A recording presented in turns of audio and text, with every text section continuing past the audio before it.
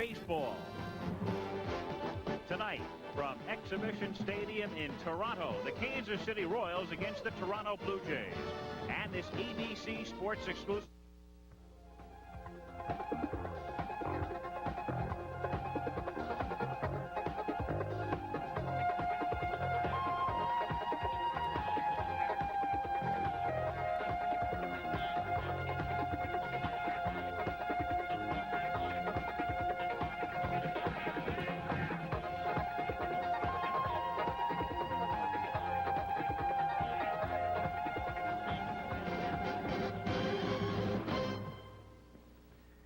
Al Michaels, joined now by Earl Weaver. And Earl, we documented the birth and the development of the Blue Jays on the pregame show. They're in first place right now. What's your assessment of their early season success? How have they done it? Well, it's no fluke, and if people have done their homework, they've seen them up there in a lot of categories. Offensively, they're tied for second in the league at hitting with a .274 batting average.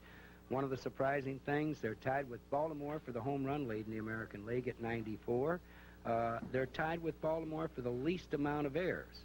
Also, they're in second place to Texas as far as pitching is concerned. And when you're up there in those categories, and you got the type of ball players that can do a little running, you're going to be in the race. And for people that think it's a fluke, I think they're going to be surprised, because Toronto's going to be in it almost all year long. Well, when you come that far that fast, a lot of people will say, well, they'll wake up in August or September, realize where they are, and then fold. Why do you not see that happening? Well, because some of these ball players have been here 3 or 4 or 5 years. They're designated hitters. They're veterans, and Jorge Arda and Cliff Johnson. So they're going to be there. It reminds me of the ball club in Oakland, the club that come over from Kansas City that struggled for a few years, but when Reggie Jackson, Rick Monday, Sal Bando, Gene Tennis started to come in their own, got 4 or 5 years under their belt in the big leagues, they were the stars. They also, Toronto also has a type of pitching staff that you can compare. Liel and Steve and Clancy and Gott, or pitchers like Blue Moon Odom used to be. And City Royals leading off the speedster Willie Wilson. UL Washington follows him, and then hitting at .364, the great man George Brett. The DH is Hal McRae. He bats fourth. He's hitting .318. Then the slugging first baseman Willie Aikens. After Aikens, the right fielder. Note that the right fielder, Amos Otis. Then comes steady-going Frank White.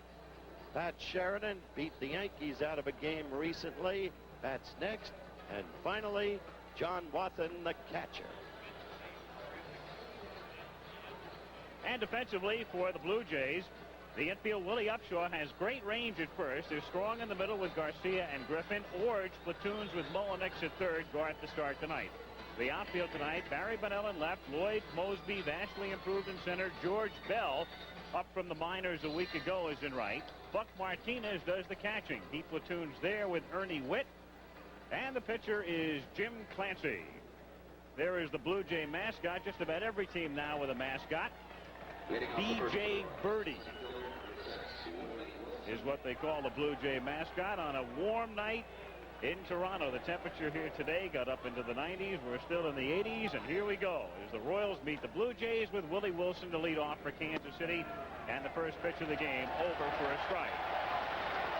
Wilson had a 17-game hitting streak snapped yesterday. He came in as a pinch runner late in the game, got one at-bat, and did not get a hit.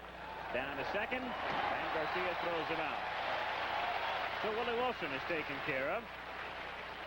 Clancy seemed to go right after Willie the way that they pitched him in the World Series 2 or 3 years ago with hard stuff up.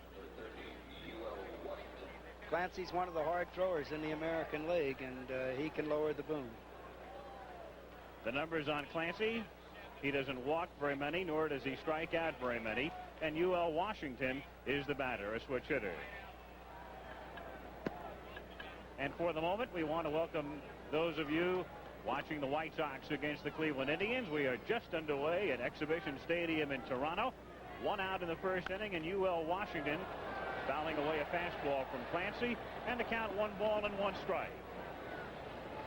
Washington missed 5 games last week with a shoulder injury. The Royals have been hurt severely by injuries, but they're not going to get a lot of sympathy from some of the other clubs in the West. in particular the California Angels, who've been decimated. That's line to left field and right at Fennell, who makes the catch to the out. So good wood for UL, but right at the left fielder. And we have two gone with George Brett coming up. Well, speaking of injuries, they missed this fellow when he was out with the broken toe, but Amos Otis is a money ball player, and he's a guy that helps this ball club really go. He's a guy that is always there when you need him in the jam in the late innings, and I think they missed Amos when he was out as much as anybody. Otis got back into the lineup this weekend. Now, Brett has feasted on Clancy. He has also feasted on Toronto pitching since the Blue Jays came into the league in 1977. Brett hitting .364 with 17 homers and 57 RBIs. And to put those numbers in perspective, especially the 17 homers and 57 ribbies, he's missed 25 games this year. Drill to right field, but good wood to no avail as Bell makes the catch. So Washington and Brett both hit it hard, but they're gone, as are the Royals in order. And after a half, it's King's consecutive game streak in the American League right now, second to Dwight Evans. The Royals defensively, Akins, White, Washington, and Brett in the infield. The outfield, notice that Amos Otis is in right field, Wilson is in center, and that's the way it will be for the balance of the season, according to DeKalser. Pat Sheridan, the rookie, is in left. John Wathan is back of the plate, and the pitcher is Larry Gura, who's had a very interesting season. Gura started the year by winning his first 4. He was 4-0. Then he lost not only 7 in a row, but he lost 7 consecutive starts. And since then, he's been off and on. As you can see, giving up a little bit more than a hit per inning. Hasn't walked very many, hasn't struck out very many. He'll nibble, work the corners, won't overpower you, and he beat the Blue Jays last week. And one thing about Larry Gura, he's been a winning pitcher since he's been in the major leagues, and somehow or another, by the time the season's over, he always manages to have more wins than he does losses. He's going to have a hard time, though, this year, and he realizes it. He continues to have trouble with location. Never had that problem before. Damaso Garcia has been one of the hottest Blue Jays. Had a 21-game hitting streak snapped yesterday at Comiskey Park in Chicago. That's the longest streak in the majors this season, and it was a Toronto club record, eclipsing his own mark. Grounded down to White at second, and Garcia is gone. So Frank White throws out his opposite number. 1 away in the bottom of the first inning, and Lloyd Mosby is the batter. Those of you watching the Chicago-Cleveland game, you know that Blyleven was injured and warming up. So Eichelberger is allowed all the time he needs to get ready. Juan will be on the mound for Cleveland tonight. As soon as he is ready, those of you who will be watching the White Sox and Indians, we will take you back for the start of that one. Lloyd Mosby looks at a strike, and the count is 0-1. Getting back to that control, Al and Howard, I think that when you lose 7 in a row, you lose a little bit of confidence on that mound, and you try to get a little too fine. I think his control will come back to him. One victory here, one victory there really does a lot for you. 0-2. And he is such a key man because Kansas City's pitching staff is really in a shambles right now with Dennis Leonard gone. Vida Blue hasn't won a game this year. DeKalser doesn't know what to do. That's been their problem, their pitching, but I think this fellow will bounce back. Just as I said, he's been a winning pitcher since he's been there, and he'll continue to be a winning pitcher because he knows what to do with the ball on the mound. Let me tell you, if this club's pitching straightens out, they can run away from their division. 2-2 the count. Now look at the starting pitchers. Now throw out Bud Black. And you got Graybeard, Splittorff, and Perry, and Renko, and Gura. Perry doesn't want to be reminded of his last start. Grounded fair inside the third baseline. Mosby has excellent speed. Sheridan plays the carom perfectly, and Lloyd has it double. And for the Indian White Sox viewers, we'll send you back to Cleveland now. Don Drysdale.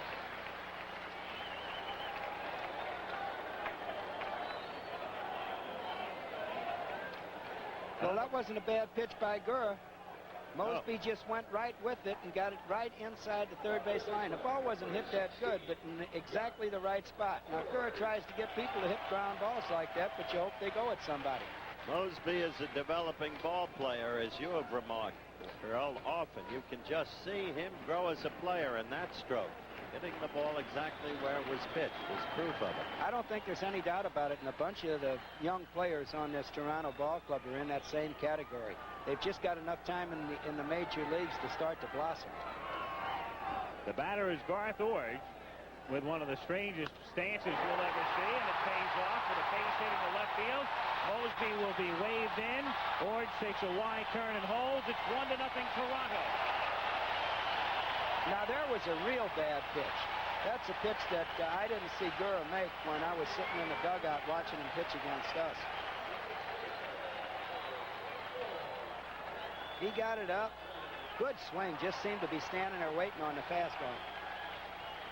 Line drive into left field. Going to score a run.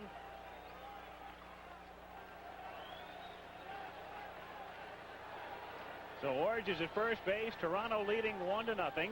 And Cliff Johnson. Heathcliff, as he's known here. He's become very popular here in a hurry. And the first pitch is a strike. They picked him up from Oakland for Al Woods, who didn't pan out. In fact, Woods is now back in the Toronto system in the minors. So they got him for nothing is what it amounted to. And he's done nothing against Gura, as you can see. 1 for 19, so he's had a lot of problems with Larry through his career. But he has been very instrumental in the Blue Jays' success as he fouls it back, and there's no question what he was trying to do there, as he oftentimes does. That's the way he swings at the ball. And when you hit 16 home runs for a ball club and you're not in there daily, Cliff is playing a lot against right-handers, but not every day. And when you hit 16 home runs, you're going to be a popular person. Cliff Johnson. Look at that slugging percentage over the last 20 starts. That's a hot hitter. He leads the league in slugging percentage at .561 right now. And he's hit home runs in each of his last 2 games, Saturday and yesterday at Comiskey. Outside. In the pitch before last, I was surprised that Gura challenged him up. If you throw hard, that's a place to pitch, Johnson, but if you're not that 88 to 92 mile an hour thrower, it's tough to get it by him. Anybody knows how to pitch to Johnson, it's Gura. With Cliff 1 for 19. 1-2 pitch. Ground Cosell and Earl Weaver with you. The Toronto Blue Jays on top in the American League East. The Kansas City Royals, despite being a game under 500, very much in contention in the American League West. Before a good crowd at Exhibition Stadium. The Blue Jays, coming into the league in 1977, their 7th season, have never finished anywhere but last. Last year, of course, technically they finished in a tie for 6th with Cleveland. As you look at Dick Hauser, the manager of the Kansas City Royals, who took over late in the 1981 season, spent the 1 year, of course, with the Yankees. Interesting thing about that shot of Dick in the dugout, manager sits in the dugout, he can't see the scoreboard. Weaver used to come running out to find out what the count was. In the first base dugout, there's no scoreboard that is visible without you walking out. You have to stay right on top of the count. Hal McRae hitting it into left center field for a base hit as Bunnell cuts it off and gets it back in. So the Royals have their first base runner on a single by McRae. Not only can't you see the scoreboard, but I've noticed that every once in a while, about every 3rd or 4th pitch, they take the count off the board, either run a spot or put up some information or a replay on it. Well, that's to foil you. Yes, I know it is. And before the night is too much further along, I will be foiled. I guarantee it. Well, when I was sitting in that dugout, I used to have to run out 8-10 times a game to check on the count. Willie Aikens, the batter. Looks at a strike. Now, there it is from the dugout, but that's from just in front of the dugout. As you can see, our cameraman has a much better angle than a man sitting on the bench as you look at the board. Aikens rips it to center field. That's a base hit. Mosby fields on a hop and gets it back in. So a couple of solid singles by McRae and Aikens. And the Royals have runners at first and second. Now, 3 umpires tonight. George Maloney is working the plate. Bill Kunkel and Darrell Cousins are working the bases. The 4th umpire, John Shulock, is not here because of a death in his family. Oddly, just after I had lunch today, I ran into John Shulock, who was on his way to leave town, and he said, "Please give my regards to Earl Weaver." And I said, "John, it'll be the first time." John was one of the real hard workers. There is one of the real hard workers in the American League. And he's dedicated to his job, and if he throws you out one night, it's forgotten the next night. Amos Otis up. Now the right fielder. Remember, for 2 years he resisted moving to right. Fouls this one away, and the count 0-1. The manager had wanted to take him out of center because Willie Wilson has utterly matchless speed. When I spoke with Amos today, he's still talking about his old trade from the Mets, Joey Foy. I said, right field, huh, Amos? He said, now I'm glad about it. Well, they tried it a couple of years ago, as you say, Howard. They moved him to left field at that time when Jim Fry was there. That's right. The correction is right. He was not particularly happy. And Wilson, in his own way, Willie, at that point in his career, felt a little uncomfortable because he and Amos are good friends. They now have 3 center fielders playing the outfield. And that certainly helps. That's especially on the artificial surface in Kansas City. It's almost impossible to drive a ball into the gap between or among the 2 and 3 of them. That's a good point. Don't sell Pat Sheridan short, the man who's in left field tonight. And the 2 base hits this inning, if we go back to the last 2 outs of the first inning, UL Washington lined hard to left field and George Brett lined hard to right. So that's 4 straight real hard hit balls off of Clancy. Toronto leading 1-0 in the second inning. 2-1 the count on Otis with nobody out. Very high, and the count 3-1. So Clancy digging himself a hole in the second inning. Well, there's a point of 4 straight balls being hit hard and Clancy seeming to try to overthrow. McRae is at second, and that's Akins at first. Neither man will challenge Carl Lewis.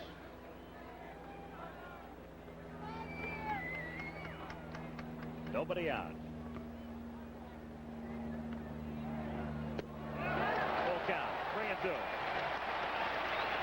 So let's see if Hauser decides to send the runners here. You run the risk, of course. As I say, neither man is speedy, and Otis strikes out a lot. Well, with Willie on first, I think they just might concede the runner to third because to me it looks like you got a cinch out. If Otis should strike out, it's a double play if you throw the ball to second base. Runners hold, and the pitch, down he goes.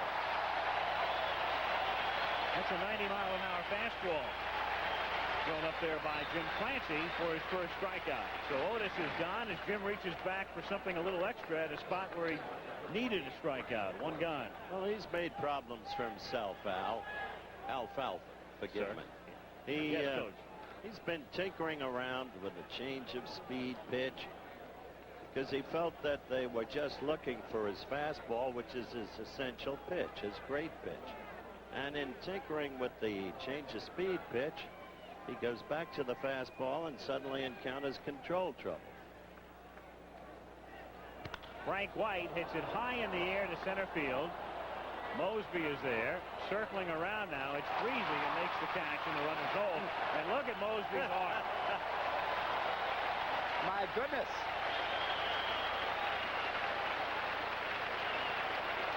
McRae had no thoughts. No thoughts of trying Not to get the in the remotest sense. White hitting it to straightaway center field. The breeze is blowing, and it's really picking up now, whipping the flags. Basically, from the left field foul pole to the right field foul pole is the direction in which it is going. So Mosby had to circle around underneath it. There they are as the wind has picked up considerably. Clancy hasn't gotten out of this inning yet, but this team has a chemistry about it as a team, Earl. That's the thing that impresses me. They fit together. They're not just a bunch of, the very point Dave Collins, the ex-Red and ex-Yankee, who had such an unhappy year in New York last year, made to me in a talk I had with him early. He said, the Yankees last year, 14 new faces. Just can't push a button. That hurts. And get a team. Texas went through that previous season when they made all those trades in spring training and no one knew each other. But now that they're said, together, they're starting to play some good baseball. Collins said this is a team. There's a chemistry here. We mesh. Pat Sheridan at the plate with 2 on and 2 out. 2 balls and no strikes to count. And Sheridan hits it in the air to left field. Fennell is there, and he makes the catch. second inning at Exhibition Stadium in Toronto, Ontario. A stadium built basically for football. You see a lot of empty seats in the outfield. Right there, you're looking at the seats back of the plate. And there's an overhead view from deepest, darkest center field. Symmetrical park. 330 down the lines, 375 to the alleys, and 400 to straightaway center. Toronto Argonauts of the Canadian Football League and the Toronto Blizzard of the North American Soccer League play here as well. Barry Bonnell, the batter, looks at a strike as we start the bottom of the second. Toronto leading 1-0. With the wind blowing like it is, too, the ball's going to jump to right field tonight. The wind really is a factor here, depending on which way it's blowing. In the air to left field, wind or no wind. Bonnell has hit that one off the wall when it looked like it was going to go out and settles for a double. The wind kept that one in. For a double by Bonnell. That's 3 hits from the first 5 Blue Jay hitters. Gura having troubles early. Howard talked to him before the game. Larry, in a nutshell, one of the most consistent pitchers in the league over the recent years. Suddenly you're struggling. What's wrong? Well, it's been a little bit of everything. I started out, on ball fire. I was 4-0, but the last 4 games, I didn't get any runs. But the main problem has been location. I haven't been able to put the ball where I wanted to. In a nutshell. In a nutshell, he's given up a single and 2 doubles. Got out of the first inning after he gave up a run when Johnson hit into a double play. If it weren't for the wind, that would have been another run. That ball was definitely hit good enough to go out of most ballparks. No question. George Bell is the batter. Bell spent the season in the minors until last week when he was called up, and they dispensed with Hoskin Powell, and they're using him in the outfield tonight in right field. He can also, of course, DH if necessary. Time called as Gura was ready to deliver. George Bell is the center of a story that reflects Bobby Cox's whole theory of platooning and managing. He was brought up, he was a red-hot hitter, power hitter. I'll continue after this pitch. He gets jammed and bounces it to third. Brett looks the runner back, and his throw gets by Aikens. That will send Bonnell to third. He'll be held there, and down to second goes Bell. So Brett's throw simply in the dirt. Didn't have enough on it, and he'll get the error.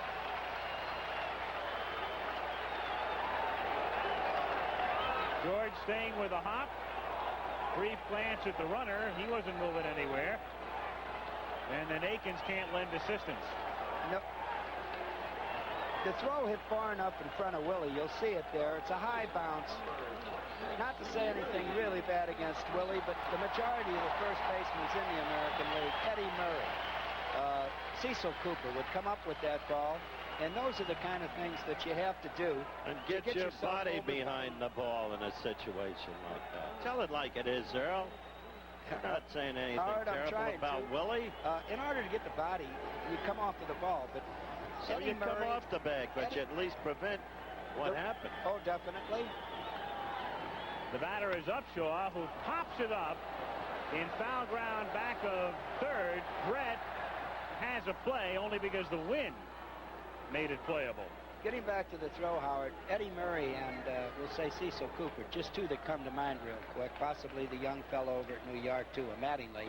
They have the ability to stay on that bag and stay with the ball and come up with it. In order, I'll tell you, it's a lot better to come off of that base and get your body in front of it. And keep men on first and second in a double play in order. Well, Aikens has had a lot of problems this year. He has 9 errors in half a season, which is a large number for first baseman. In fact, in a game last Monday night in Kansas City, he made 3 errors against the Blue Jays. What a night he had. He made 3 errors. He was 0 for 5 and struck out 3 times. Here I watched him in the Puerto Rican League. They wound up benching him. He's having a terrible time. He's not noted for his defensive powers. And really going back to recognizing your incapabilities. Maybe that's something Willie should do, is learn to come off of that bag and block it rather than try to make that one-handed stab, and maybe your club would be better off.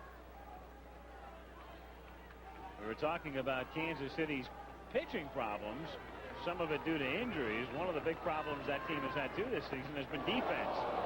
Martinez really got fooled And the count 0-2. We just had a shot of Bobby Cox a moment ago. Let me finish off that story on Bell. Came up, a hot hitter in the minor leagues. Power from the right-hand side as you look at this pitch again. And at the time, Dave Collins, who's been a very hot hitter, there's Dick Hauser, since the All-Star break, he's been batting .450 and had a hitting streak going, was benched in favor of Bell. Bell promptly responded. This was at Kansas City, oddly, with a double and then a home run. And that's the way Cox has been doing it all year.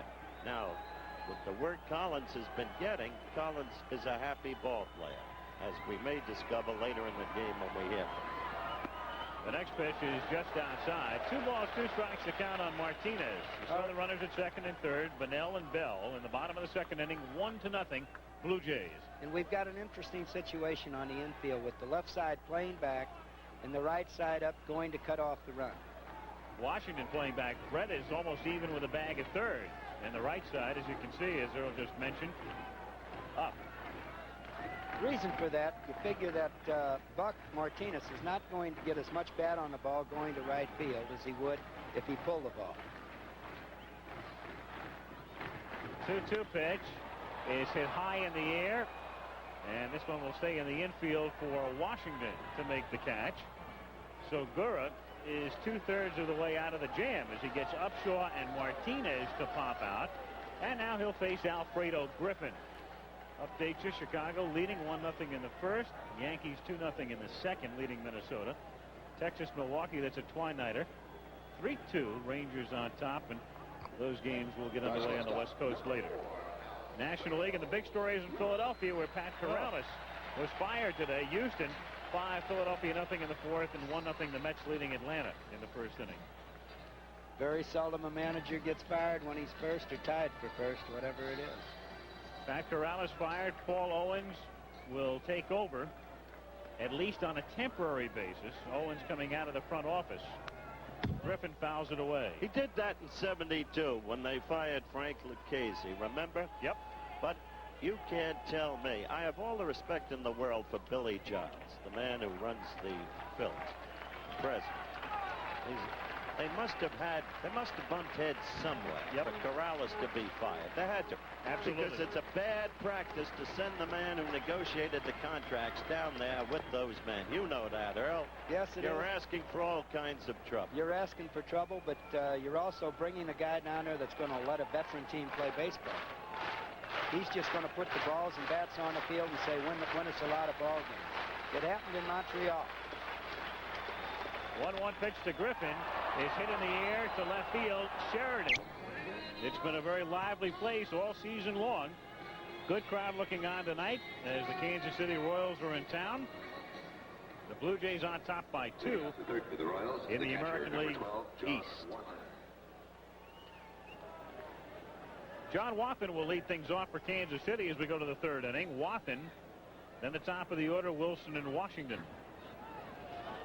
Jim Clancy seeking his 9th win of the season. Starts the third inning with a strike. I think we have to say something about the job that Gura just did after the error by bad throw by Brett and Willie letting the ball get by. It was a tremendous effort. 0-2, working out of a jam. You saw the guard that Wathan wears. John's been prone to fouling pitches off his ankle and foot. In fact, he had broken the ankle earlier in his career. And thus the protective device that is becoming more and more prevalent around both leagues. Prototypical 0-2 pitch. Clancy ahead 1-2 on the number 9 hitter and just misses inside. 2 balls, 2 strikes to count. Well, I haven't seen anybody pop out of that dugout yet to see what the count was, but I used to be able to find out who was awake in that dugout. I'd say what the count, and if 6 or 7 ball players got out, there's a line drive out to right center field. And it's Mosby making the catch. But if 6 or 7 guys got up and run out there to see what the count was, you know they weren't paying any attention to the ball game. Did you ever ask him the score? There's a few guys who haven't known that over the years. Yeah. including Earl Weaver the night he put Elrod Hendricks and Larry Harlow in as pitchers. Remember that? We were in Fenway Park at the time. That's right. Thought the ticker was broken. Wilson grounds it down to second for the second straight time, and Garcia throws him out, so a couple of 4-3s in his scorebook next to Wilson's name. Two down and Washington the batter. That particular night, they had 19 runs in 4+ innings off of 7 of my 9 pitchers. So you went to Hendricks and Harlow, and they were great. Well, they held them to 5 the rest of the way, and I was happy to get home that night. 24-10 you lost that game. UL Washington is the batter. Washington, a switch hitter, having an off year offensively, and takes outside ball 1. You've beaten Toronto during your managerial tenure with Baltimore more times here than any other team. Oddly. But you had some of your worst days here, as we just looked at a called strike. Well, the 24-10 debacle, and the time in the heat of a pennant race in September when you forfeited a game and blamed umpire Marty Springstead. Remember? Who else could I blame? 1-1 to Washington is taken low. 2-1 the count. I said this last week, but it's worth repeating. Marty Springstead is the fellow that said if you ever want to test a Timex watch, strap it to Weaver's tongue.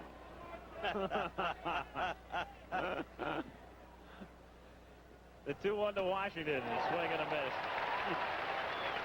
2-2 on UL. That toothpick is part of the standard compliment for him. That's not a bad line. Weaver just dropped on us, Alfalfa. He was up rehearsing it all afternoon in the hotel room. Well, Palmer heard it, and he used it in every banquet speech that he made. He wanted to take credit for it also. 2-2 pitch is chopped foul.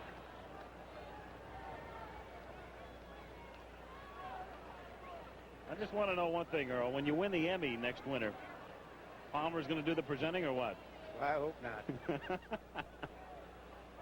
Your buddy James on the disabled list for the second time this season.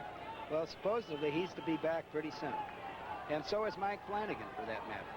And Tippy Martinez.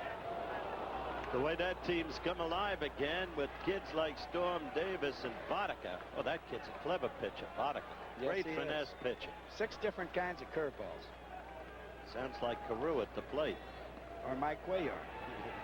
3-2 pitch, and Washington is on. So that's the first walk in the game. 2 out. UL Washington is at first base in the 3rd inning. The Blue Jays leading 1-0, and George Brett the batter. You don't like to walk a guy in front of Brett, and especially the way Brett has utterly creamed Clancy for a 440 average or thereabouts in Clancy's career against Brett. Brett has an 8-game hitting streak. There goes Washington on the first pitch. The pitch is high, and the throw is not nearly in time, and Clancy did not do a very good job holding Washington on. There was no chance whatsoever there. He must have had 5 steps. 1, 2, 3, 4, 6 steps before Clancy got rid of the ball. And if they got a stopwatch on him, he must have had 0.2 of a second jump or more. So no chance. They try to set up a situation where Brett can drive in the tying run with a base hit, and he takes inside here. That's 19 steals for UL this season. Who's hot? Well, Wade Boggs is the hottest, but look at Brett right there under Ricky Henderson, hitting .464 over the past 7 days.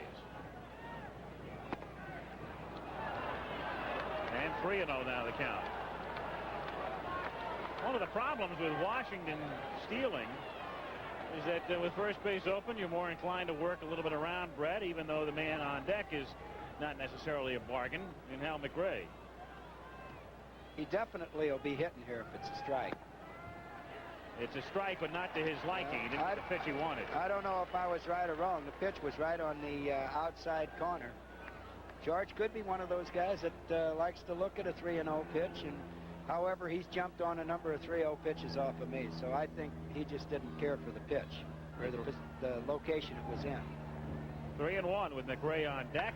And Brett drills it, and that's a fair ball down into the bullpen, and it is touched by one of the Royals in the bullpen. It was signaled fair. Now, we mentioned there are only 3 umpires, and so that call was made by the home plate umpire, George Maloney, because the umpires on the bases were out of position. And there is Bill Kunkel, one of the other umpires, and thus it was, I believe that's Mike Armstrong. It is. That's Mike Armstrong, the pitcher, who obviously thought it was a foul ball.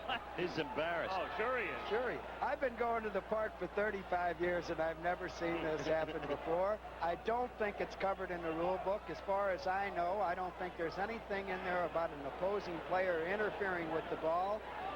Originally, Kunkel called fan interference and was going to allow Brett 3 bases. He waved him on to third, but they're going to have to change it. So Washington was at second. Now Brett hits it fair. As we say, remember, there's no umpire down the first base line because of the 3-man setup. So the call was made by the plate umpire. There's Armstrong. Remember the name Dickie Mogul? Sure. Yeah. Rice. Yep. Explain that. Is that off the bench? Off the bench. Well, this is the same situation. Yep. Another look. Let's see what they're going to ultimately come up with here as far as a ruling is concerned. Dick Hauser, whatever the ruling is not particularly happy with it. Now there's Kunkel, the umpire. Bill, with a runner at second, was towards second base. So they had second base covered, and he was going to cover first base in terms of an out or safe call. They had an umpire on the left side, and thus it was up to Maloney. Now let's see what Kunkel's going to do here. Well, the obvious thing is for the umpires to get together and make sure, if there is a rule, to get the rule right.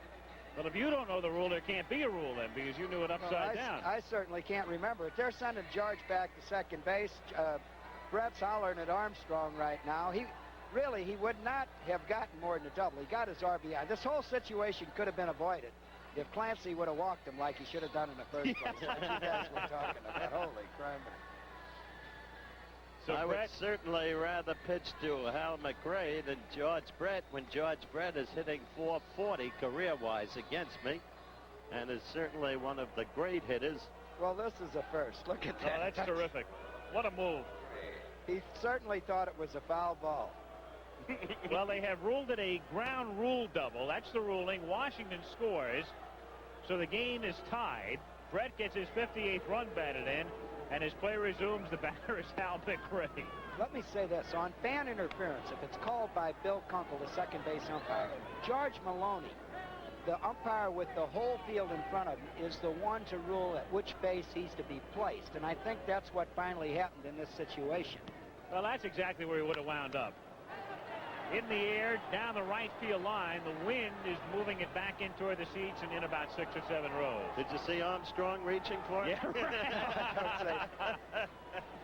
right. But at the same time, let's just assume that Brett was a left field hitter, and the outfield had swung around to left field, and it was going to be possibly a 3-base hit or an inside the park homer. Of course, his own player wouldn't want to interfere and stop that.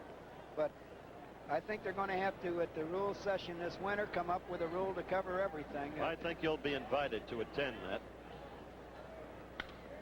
There's Toronto next week on ABC's Monday Night Baseball. Yankees against Texas or Baltimore against California. The starting times reflected at the bottom of the screen.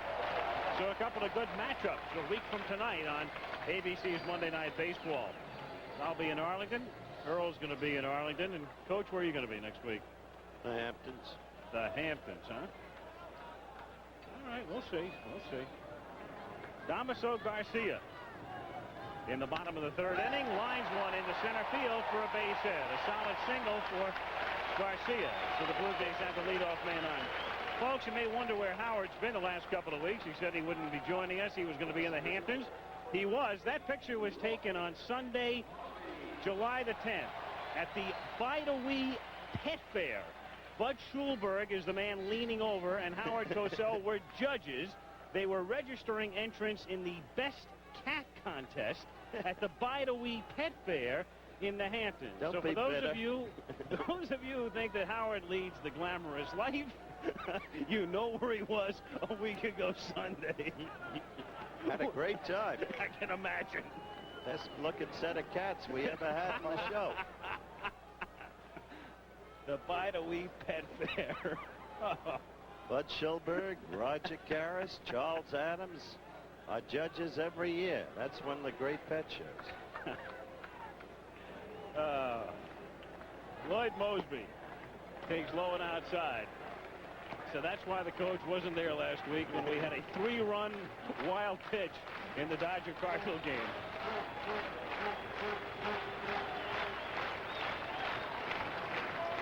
This game tied 1-1. Bottom of the 3rd inning. Damaso Garcia at first base. And nobody out. Garcia, good speed, but he's been hobbled all year long with a nagging ankle injury. That's drilled to center field. Wilson is on the move, and even Willie's great speed can't come up with that one, and it stays in play as Garcia rounds third. He comes in to score. The throw to third, not in time. A triple. What did I say? Mosby is the developing ball player? He's on his way. He definitely is, He's Howard. not developing anymore. Well, he showed you 2 tools there. Good power, hit the ball in between the outfielders, and showed good speed. Here's an interesting play. If we catch it, the ball was thrown over the cutoff man. There was a backup play, and he still made it close. If they hit the relay man right, If they hit the backup man, they got him. if they hit the original cutoff man, they've got a real good shot at him. That's the 4th triple of the season from Mosby, who has a double and a triple in 2 trips to the plate. And with the infield playing in, the batter is Garth Ord. 2-1 Toronto. Ord taking outside. Larry continues to have trouble, and indeed, Kansas City has developed for Hauser a troublesome habit of falling 4 and 5 runs behind in the early innings of every game. And that takes away some of their running game, too, Howard. Absolutely. It definitely hurts. They've been the victim of a lot of big innings this season early on. Fouled away, 1-1. Well, there's Armstrong. We've already seen him play tonight in several replays. He's the long man. By the way, the Earl of Weaver was absolutely right. It was umpire Maloney who had the whole field before him who determined that it would have been a double, and that's why Brett was sent back. Thanks, Howard. I'm not right that often. There's a grounder to third. The runner will hold. Brett gets the out at first base. Forge is gone, and Mosby is still at third. So 1 down now, and up comes Cliff Johnson. Well, it looks to me like Gurra ought to put that man on third base with no outs. He seems to pitch better with that guy over there. I know he got out of last inning. Well, he seems to have a magic wand when he goes against Cliff Johnson. He's on a career basis hitting something like 0.059 against him. And make that 0-5-0 right now because he got him in the first inning, so he's now 1 for 20 lifetime against Gurra, hitting into a double play in the bottom of the first. Well, I asked Cliff how he hit Gurra before the ball game during batting practice, and he gave no answer. So that if he'd have hit him, if he'd have had a license on him, he'd have probably told me. No, Earl, I was there. He gave an answer. We just can't say what he said. 5-1.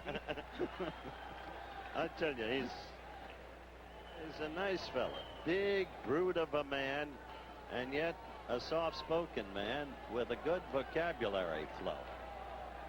And he's made a remarkable transition in the way people have looked at him, too.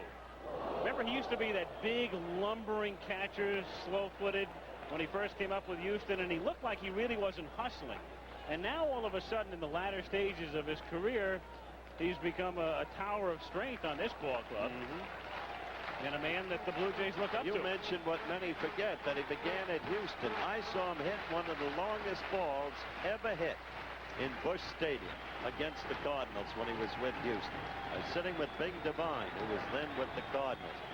Man, just a monumental blow. And you don't see too many in that park either. He's also a fellow that Billy Martin took out to Oakland with him to hit a few home runs. The Oakland Ball Club that year, when they were playing Billy Ball, also led the American League in home runs, and Cliff was part of that. Still can't get over Pat Corrales being fired. I think you're right, though. I think something happened. They butted heads, he and Giles, something somewhere. had to happen. 2-1 pitch is low and outside and blocked by Watson for ball 3. It seemed to me that he and Mr. Owens Pat Corrales and Mr. Owens got along greatly. I thought so. We saw them together time and again when they didn't have to be. They just enjoyed being together. So the infield playing in against Johnson as Hauser doesn't want his club to get down by 2. There's the chant of Toronto. Go Jays, go.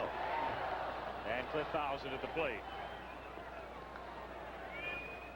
I wouldn't want to say that Cliff Johnson has trouble with a pitcher that can change speeds, because I know 2 pitchers in the American League that he really hit well. One of them was Scotty McGregor. Yeah, I was about to say he kills McGregor. And he also hit the pitcher that used to be at Toronto here, Garvin. Jerry Garvin? Yeah, he used to hit him well, and they were both off-speed pitchers. I can't understand why they're playing in this close on an artificial surface. I think it's still early enough to give up a run myself, Howard. On a full count, it's popped foul. He's aiming for Armstrong. Yeah. So it remains 3 balls, 2 strikes on Johnson. Runner at third is Lloyd Mosby. Mosby came into tonight's game at 295, so he's pushing the 300 mark. Garcia came in hitting 300. Bunnell came in hitting 309. Upshaw came in hitting 301. So again, to reiterate, it's not just pitching that has the Blue Jays on top. 3-2 pitch is ripped foul into the seats. That one skipping up through a couple of sets of hands. Back to Corrales. I can only think of one other case when a manager was in first place and dispossessed. And that's a mere technicality.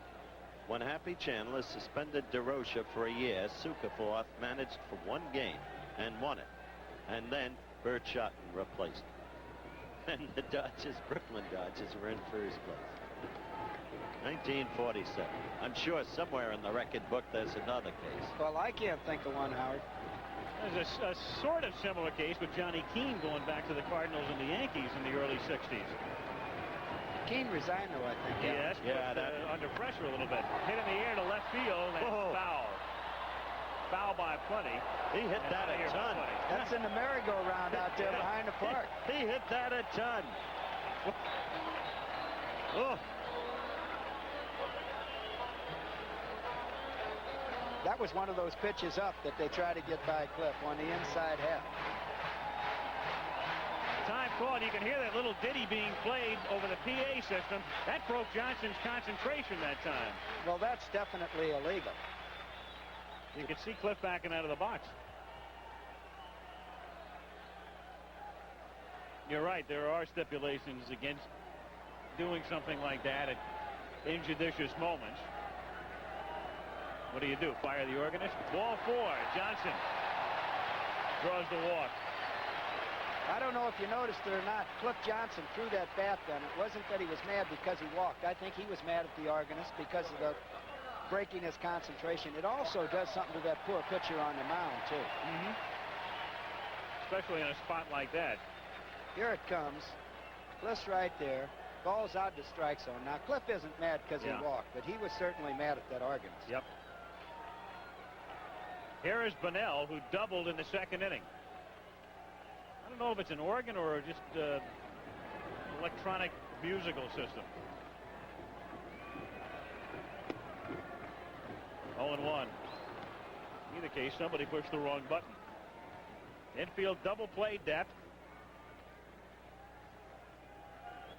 That's another thing. The acoustics are such in that dugout that you can't hear that. And your ball player stops and you really don't know what's happening when you're done.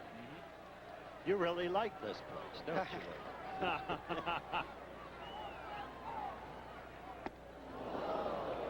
A lot of good things happened here, Howard. You remember any of them? I can't right offhand. These Canadian cities are just remarkable cities. Montreal, Toronto, Vancouver, one of the loveliest places in the world. And I have a great feeling for this country and for those cities, probably because of Montreal in '76, Sugar Ray Leonard, Bruce Jenner, Ed Moses, all of our Olympic heroes.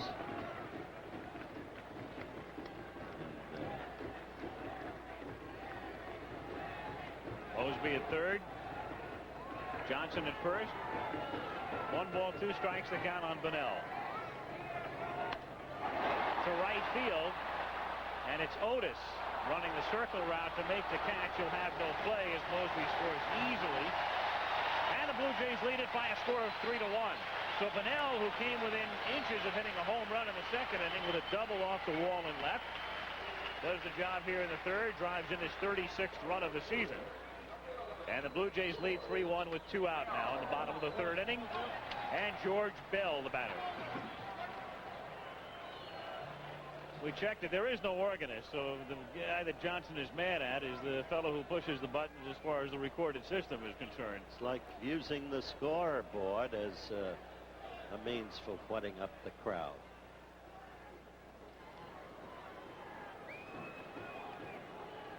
Bell was safe on Brett's error in the second inning.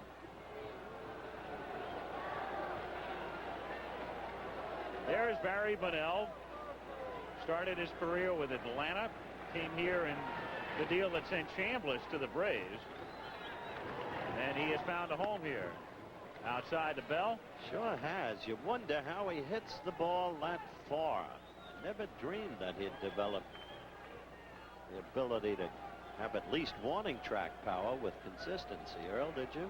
Well, he came up in the other league, Howard. Once he got here, yes, he's got that type of swing that you can hit the ball pretty hard. He had a good year average-wise in Atlanta.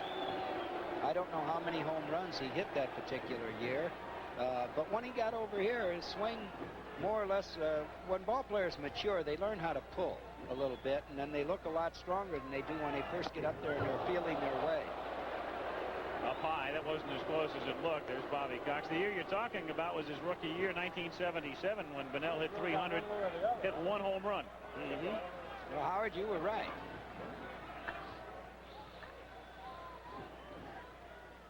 Bunnell's career high in homers, 13 with the Blue Jays in 1980. He has 6 this season. 2-0 pitch to Bell is ripped and caught by Washington at shortstop. Timed his leap perfectly, and the inning is over.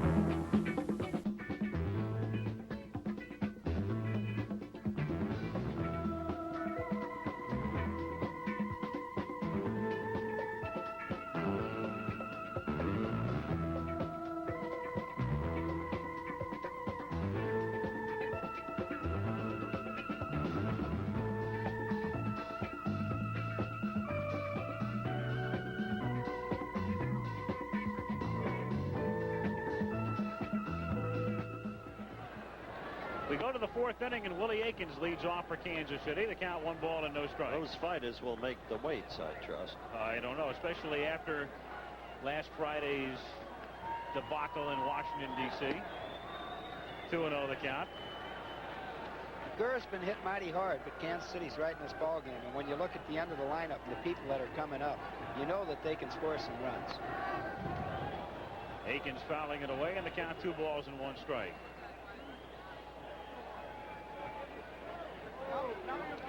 3-1, Toronto on top. Jays 2 games up as we begin play today in the East. Royals 2.5 back of Texas at the start of the day in the West. 3 balls and 1 strike. That mile should be a great race. Preview of the Olympics in LA in '84, 1,500-meter event. Look out. In the meantime, Earl, we're presenting this Toronto team to nearly all of the United States tonight for the first time in prime time. That's grounded down to short. Picked up by Alfredo Griffin. Over to Upshaw for the out, 1 gone. And one of the questions I kept getting from the media people up here today was, what if there's a Toronto-Montreal World Series? Well, along the way, I don't know when, there will be a Toronto-Montreal World Series. And I suppose there are people in the United States for whom interest would be diminished if there were a World Series involving the 2 great Canadian cities. Otis grounds one to the hole. Watch Griffin here throwing off balance. And gets a no. Initially, the call was out by Kunkel, but then Upshaw could not keep his foot on the bag. It looked like he was going to be able to stay on it.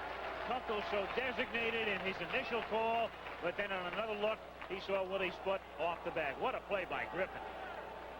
You imagine how he got that much on the throw? Believe that, Earl? I don't see how he got that much on the throw, Howard, but I honestly think that he had time. It was out. He was. The crowd is booing. Normally, they don't replay controversial calls on the scoreboard, but they just did here. So the fans got to see that again, and that's the reason for the booing. Well, getting back to that play at shortstop, I think Otis has good speed, and he runs hard all the time to first base. But I think if Alfredo would have planted his feet, fly ball to center field. Off the bat of White, and it's Mosby underneath it, and he's got it 2 down. We're going to take another look here, Earl, at that play again. All right, as he goes after this ball, you'll see him come up with it. He's taking 1, 2, 3 steps before he got rid of it. If you can plant that right foot, you'll have to hesitate a little bit, but you'll definitely get more on the ball. Now, as far as I'm concerned, he's on that base, and that's why the fans boo. Yep. Sheridan grounds it. Great stop by Upshaw, and the inning is over. Base. He didn't have to stray very far for this one, but a great play to take an extra base hit away from Sheridan. Notice he stepped on the base a second time, Al. He didn't want any quarrels about it. Wanted Kunkel to know it for sure. Fouled away, and the count is 0-1. You were making the point before, Coach, about Canadian baseball. That's right. There will be somewhere along the way a Toronto-Montreal World Series. Baseball is an international game. It becomes a demonstration sport in the LA Olympics in '84. May become one of the regular sports in '88 in Seoul, Korea. And so that's bad. The fans are booing. That was completely unintentional. Larry Gurr don't want to start another inning off with a man on first base, and you could see his reaction when Willie Upshaw never got out of the way of the ball. I suppose if we can see Gurr now, he's going to show a little disgust right there. Yep. He did not like he did. that. So Larry Gurr continues to struggle along here in the 4th inning. He leads things off by hitting Upshaw. Bobby Cox walking back. Will your team fall prey to pressure, panic? No, I think pressure is built upon broadcasters and newspaper people. And if you go out and just play the ball game like we do, we take them one at a time, and you hear managers talk about that all the time, but basically that's our team philosophy. And our goal in spring training was to improve upon 78 wins last year and get 12 more, which would put us at 90, which would put us in some kind of contention. And I think we're ahead of that pace right now, but yet that's still our goal. And right now we are in first place, and we're going to give it our best shot and try to win this thing. And it's certainly not going to, if we blow it or lose it and don't win it, whatever, it won't be because of pressure or that we didn't try our best. Bobby Cox talking to Howard before the game. Meanwhile, as you can see, Upshaw gets up. He was hit right on the letters where the name Upshaw is on the back of his uniform. Unfortunately, not a few inches higher. Again, another look. Gurr was involved in an incident in Anaheim. You're right. A couple of weeks right ago on the letters. With Tim Foley. You know, Al, I suppose you and I will always look at a scene like that with an instant fright and even horror. Going back, we were together when Gossage had the misfortune to hit Ron Say, and it was in the helmet, and that's when automatically our reaction was, and Jim Palmer was in the booth with us. Thank God for the batting helmet. There's no doubt about that. If Zip Zimmer did nothing else in his lifetime, I'll tell you, when Jim Kirk struck him down in Columbus back in 1947, and then a pitcher named Jeff Cote would hit him later, that led to the development of the batting helmet. That was some contribution. One of the greatest inventions in baseball. And Mr. Branch Rickey in the forefront of that. Buck Martinez, the batter, fouls it away, and the count is 0-1. Anyway, Coach, the point you were making about international baseball. That's correct. Japan will be in it. Cuba will be in it. Venezuela will be in it. So many of the countries around the world. And I happen to believe that the American public, the way it loves the Olympiads, will certainly react favorably to an all-Canadian City World Series, if and when it comes. Two-dimensional as a people to view it otherwise. Oh, one pitch is drilled to left field. He got all of that one, and only the wind can keep it in, and it won't. He's gone.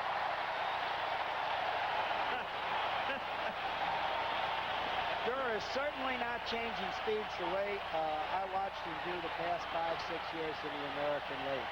I don't know if he's attempting to change speeds, but the ball's getting up there almost at the same speed every pitch. And he certainly is disgusted with himself. This was a pitch right down the center of the plate, a little bit below the belt, right in the wheelhouse. Here comes the pitch right here. I don't know what Larry's trying to do, but it was right there, so Buck Martinez could hit it a long, long way. I tell you, I was chuckling because Buck, he's got to be playing over his head, completely out of character with his long-term career. He's hitting home runs now with reasonable frequency. Yep. He platoons with Ernie Witt. That's 8 homers, and remember, he only plays half the time. Having a career year. You think back, Martinez has been around so long, he was one of the original Kansas City Royals. Exactly. Alfredo Griffin takes outside. He was not picked in the expansion draft when Kansas City came into the league in '69, but he was acquired in a trade prior to Kansas City ever playing a game.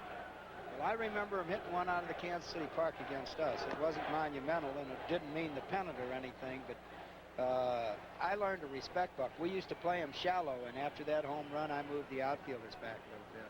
See, Griffin taking one off his foot. Now, Griffin, if he comes out of the lineup, that would be a story. He's played in 272 straight games, and only Dwight Evans, as we mentioned before, of the Red Sox, as you can see, taking one off his foot. Only Evans with 360 as a longer consecutive game streak in this league. Garvey, of course, up near 1,200 now in the National. This is a player they could ill afford to lose. They have a great young shortstop by the name of Tony Fernandez in the minors. May be the most ready man for the big leagues in all of the minors, but Griffin has been so great, there's no way they're going to tamper with Alfredo. Not right now, anyway. No, and I'll tell you, for a young fellow to come up and get thrown in a pennant race isn't the best thing in the world either. 2-2 now, the count on Griffin. Getting back to the pressure that Bobby Cox spoke about, he's handling this situation as well as it can be handled. You come out to the ballpark, and if you just win the game you're playing that night, you know you're going to stay in the race. And I think that's going to be his theme the rest of the season. Fouled away. Toronto leading 5-1. Bottom of the 4th inning. Nobody on and nobody out. Thing about Cox, though, Earl, look at that. 14 home runs in his last 62 innings. That's not good. It's a great understatement. Averages out to about 2 per 9 innings. And tonight he's given up 1 homer, 1 triple, and a couple of doubles. Six hits in all. Thing about Bobby Cox, though, that I like is he will freely admit that he himself has changed. He was a tentative major league manager at Atlanta by his own admission. Now he is utterly confident. Popped up. Back of third. Brett and Washington are there, and it's Brett making the catch in foul territory. That's so true, Howard. Taking over the Baltimore Baseball Club in 1968 with people like Boog Powell, Frank Robinson, Brooks Robinson, you're almost hesitant to institute some of the things that you want done. However, if you're 37 years old and brash, you say we're going to do it, and that's it. And I think that's what Bobby Cox has done since he's got to Toronto. Here is Damaso Garcia fouling it away, and the count 0-1. What a ball player this kid is. Tonight, you've never seen better evidence of Toronto's strength down the middle. Griffin, Garcia, Martinez. Look at the way Garcia has hit Gura. And, of course, young Mosby in center field. And Willie Upshaw at first. Right. And defensively, again, we talked about Toronto's pitching. Everybody knows about that. The hitting, people finding out about that. And they're doing the job defensively. That's lined into left field for a base hit. So Garcia, who had a 21-game hitting streak, snapped yesterday. And it took a great play by Julio Cruz to rob one either. No, he doesn't. Dennis Leonard's injury still haunting the ball club. We've discussed that. Started Gaylord Perry when he brought him back to the big leagues against Cleveland. The score of that game was Cleveland 17, Kansas City 3. Indians got 20 hits. One bright spot of late, though, has been Paul Sklidorf. We saw him on a Monday night game on the 4th of July, and then he pitched well the other night. He's a clever pitcher. He always has been. Once he was a Yankee nemesis. Hasn't been that for a long time. He certainly wasn't himself. He wasn't the pitcher that I've watched pitch in the American League the last 3-4 years. They pitch out to Mosby, but nothing is happening with Garcia, the runner at first, and one out here in the 4th inning. Mike Armstrong, as you can see, the Royals pitchers are having a lot of problems. And, of course, that's been compounded by a leaky defense and some untimely hitting. But if you're an optimist and a Kansas City fan, you got to look at the fact that through all of this bad spell, and they have not won back-to-back games in about a month. Through all of it, they're only 2.5 games out of first, and they're even in the loss column with Texas. Garcia looks like he's going to take off. Bobby Cox is not going to stop right here. He's not going to stop trying to get runs. 1 ball, no strikes to count. And there he goes. He had a big lead and a decent jump, and a good throw doesn't get him. So you can throw it on the money, as did Watson, but if you get that jump, and Garcia had a good-sized lead that time, you're going to steal the base. Had no chance. 1, 2, 3, 4, another 5 or 6 steps before the pitcher even released the ball. Throw right there, but Garcia steals second, and that's stolen base number 20 for him. We mentioned that ankle problem he's had all year. That's part of the reason he's been caught 14 times, so that's not a very good success rate. Right here you'll see UL Washington taking the throw in front of the bag. Possibly, if he'd have straddled the bag there and let the ball come to him, he'd have had a shot. I don't know if he was late getting there or not. 3 balls, no strikes to count on Mosby. For him with a double, a triple, and now a walk. The Blue Jays threatening to break it wide open, lead 5-1, have runners at first and second with 1 out. And Rance Mullenix will pinch hit for Orange. Now here's the platoon system that we talked about earlier with Bobby Cox. They started Orange against the lefty, and once they go to the righty, they bring in Rance Mullenix, a former Royal. Blue Jays with good success pinch hitting this season. .333. Also played for the California Angels, and the Toronto Ball Club is hot. They had one of their best road trips ever. They come home 5-2 off of that trip to a real nice crowd here in Toronto, and they're showing the people here why they're in first place. And the swing team, the American League, and they will wind up the season playing the Seattles and Minnesotas of the world, which, based upon the record, is hardly conducive to panic and folding. Well, that's an ideal situation if you're ahead, but if you've got ground to make up, if you're chasing somebody, you'd just as soon go head-to-head, I think. The Blue Jays last year finishing 6 games under 500th place. Remember, though, last year the Yankees had a terrible year too. The Yankees were only 1 game ahead of Toronto at the statistic today, and that was amazing. Toronto and even Cleveland. Toronto is shocking a lot of people who don't follow the game that closely. There were many others who could see that this ball club was just about on the brink last year of not necessarily being in first place, but really starting to make its move to be shaped into the type of team that would contend for a while. And people like Johnson added in the offseason, helping to put all the pieces together. And right now things are beautiful up here. There's some good teams in the American League East. Yeah, Milwaukee, the defending champions. New York has so much talent. Baltimore, a good ball club. So Toronto's work is cut out for him. That's Garcia at third. Mosby at first. And the 2-0 pitch to Johnson is drilled into the gap for a base hit and more. Garcia comes in to score. Mosby can fly, so he will score. And Johnson has a double at 7-1.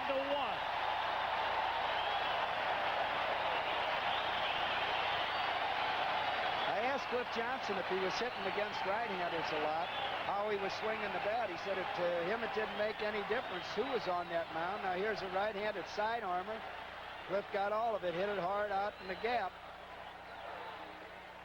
for a nice stand-up double. And that's 51 runs batted in at the halfway mark in the season.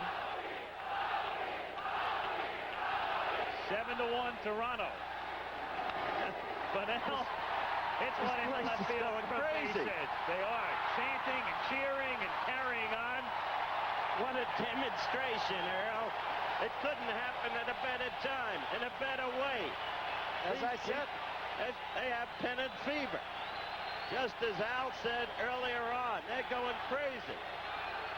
Well, they are rocking. Holding their hands aloft, we're number one. All of them. As one. It's a tremendous scene. it is. So Toronto on top 8-1 as Johnson comes in to score. And to the bench again goes Bobby Cox for Dave Collins to hit for George Bell. You want to win each game, each day. Bobby Cox is showing the nation in prime time how he does it with this group of players. There's no let-up, looking for every edge.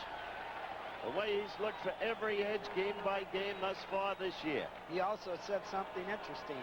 Switching players like this keeps the rust off of them, doesn't keep them on the bench. It gives them playing time, so when you need them, they're ready. Dave Collins, the ninth man to bat in the inning. The Blue Jays leading 8-1.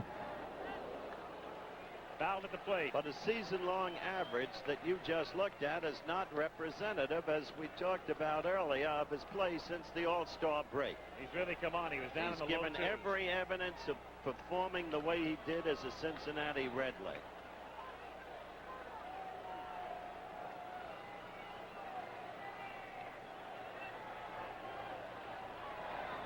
Collins takes a change up and in. You mentioned showing the nation in prime time. This is a very important game to the Blue Jay fans, to the whole organization, really, because That's right. they're in first. Yet a lot of people don't get to see them very much, and you're right. If they would have Peter come out Hardy. tonight and got blown out, Peter Hardy, the principal owner of the Blue Jays. people would have said, well, maybe it's a fluke or whatever. It's the type of thing, granted, one game does not a season make, but if you wind up on a primetime telecast and you get beat 12-1 in your first place, and everybody remembers that one game and says, wait a second, they're not that good. I remember once when we were making a stretch run, we were closing in a little. One X who hit for Orge and flied out, stays in the game at third base, and that's Dave Collins, who batted for Bell, remaining in the game and batting in the number 6 spot. And Barry Bunnell moves over to right field. He started the game in left field. Collins now playing left.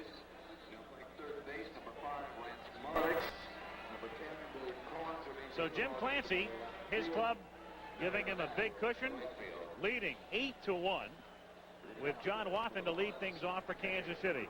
Wathan, Wilson, and Washington in the 5th. Tell you, these fans are alive. Toronto loves Bobby Ball, a prominent sign in the place.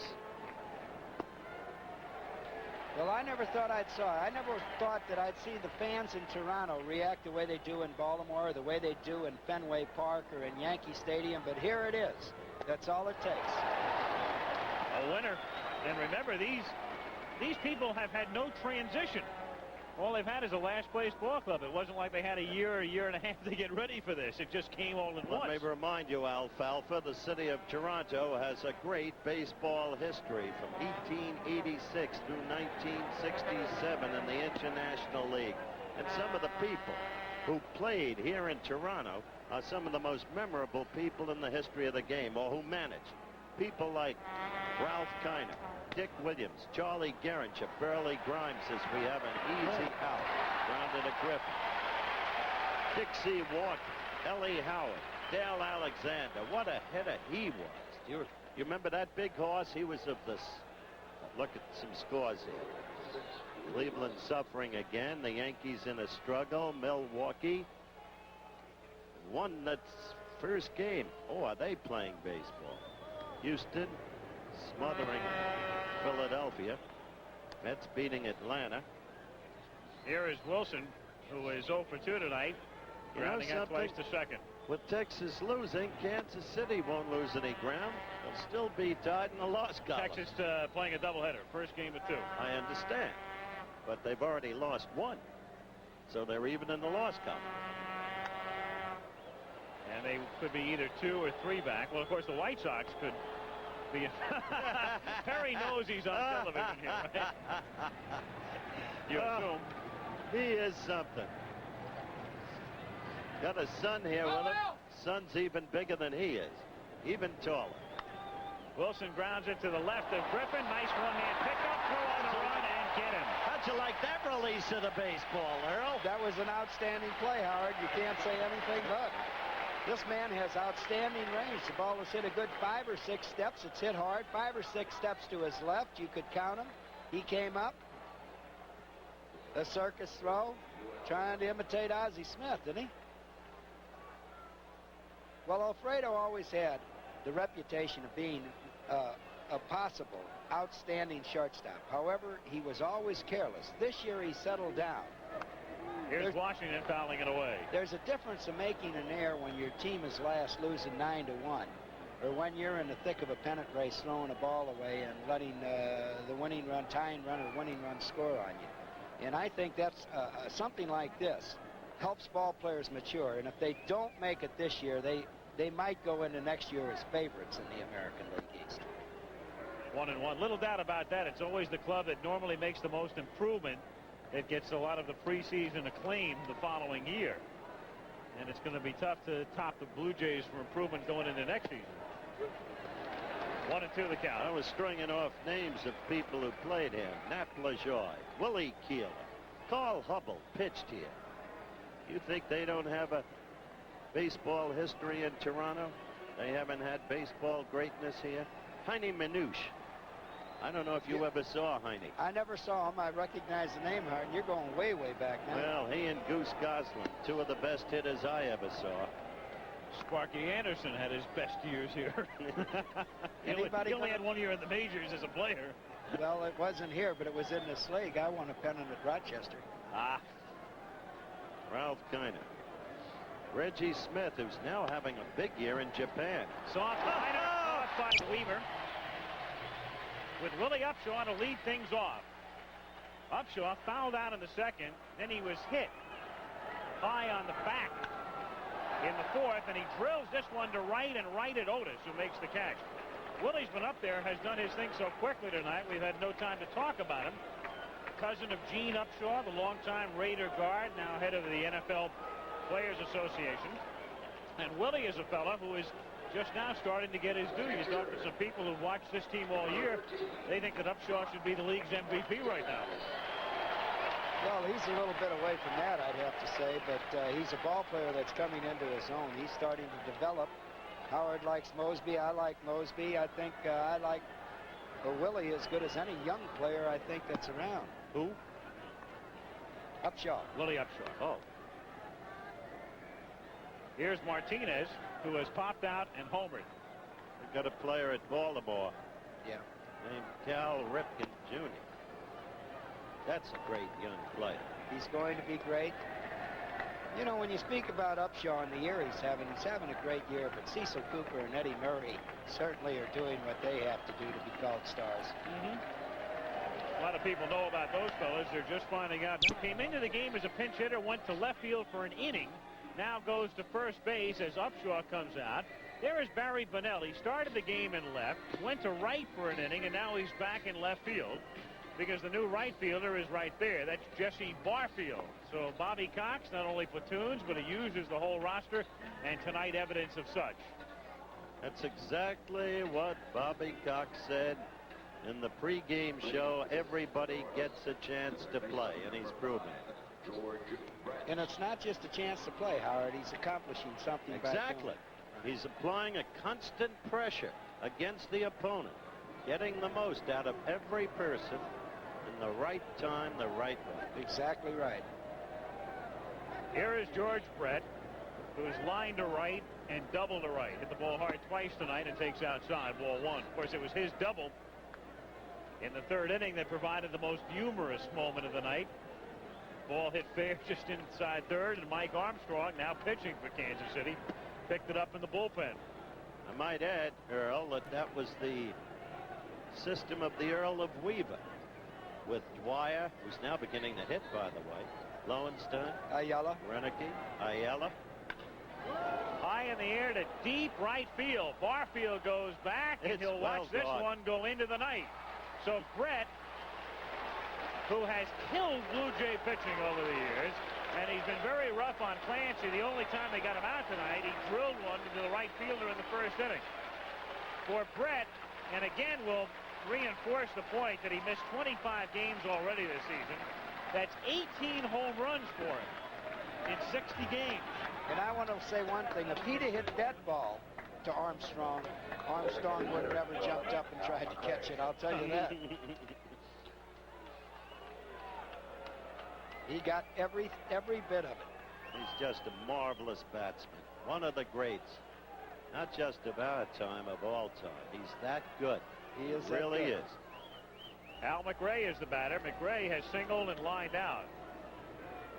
What's amazing about Brett is he came into the game, there he is, he came into the game at 364, he's 2 for 3, so he's up around 366 or 7 right now. But not only that, he's got 18 home runs in the 60 games in which he's played. 6 total bases and 2 RBIs tonight. Well, you're talking about a pace in which if you played a whole season, you'd have about 45 homers. You're talking about a guy, as we look at him, who's 7 for 9 against Clancy this year with 3 home runs, and they didn't walk him that other time. There's a strike taken by McRae on a delayed call. When he got the Armstrong double. Well, the Toronto pitchers are going out there with a little confidence in the people behind them now that they're going to get some runs, and it helps. Keeps you from being too fine. I think if you know you're going to get 4, 5, 6 runs out there. Of course, we'll never be able to say that not walking Brett or being a little more careful with him was not right in that situation. Well, I had a long talk with George this morning. We taped him. Grounded down at third, and Molinex on the run, throws and scooped out by Collins. So the parts are all changeable, but the result is the same. However, he wasn't on the base when he caught that ball, or at least I don't think he was. Take a look. We'll get a second look at it. Not an easy play. Came up with it, throw a little bit wide. Yeah. And I think he was off. I agree with you. Finishing up on Brett, Alfalfa, I don't know if our producer, Dennis Lewin, will have the time or the opportunity to play the Brett material, but he made a couple of essential points. One, he's tired of losing to this Toronto team, and yes, they are for real. You just coaxed Dennis into doing it. Foul away. 1-1. And he's a very self-assured man, as I think you know very well, and we will hear from him at the end of this half inning. Willie Aikens takes the 1-1 pitch for a strike. Aikens is having a decent year when you look at the numbers in terms of batting average. Came in tonight at 326, but the hits have not been particularly productive with just 30 runs batted in. It's been Kansas City's problem. Their team batting average, fine, 271. Near the top in the American League, but in run production, they are way down the list. The Yankees have that problem, too. And it's inside. 2 balls, 2 strikes. Well, that takes us back to my favorite weapon, the 3-run homer. And the Toronto Ball Club is tied for the lead with Baltimore at 94 home runs.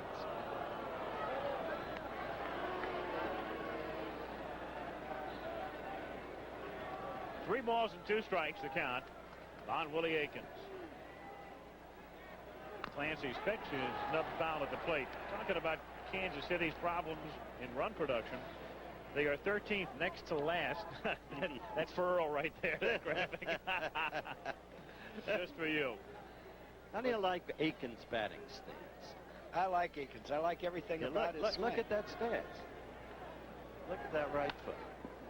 To the left side, look at this. Griffin, this is a clinic. I'm going to stand up and applaud for that one myself. Everybody here at the stadium standing up and applauding, and rightly so. That was an outstanding play. 3 of them tonight for Griffin. He didn't get the call on one when Upshaw couldn't keep his foot on the bag. And the crowd rising as one and giving Griffin a standing ovation.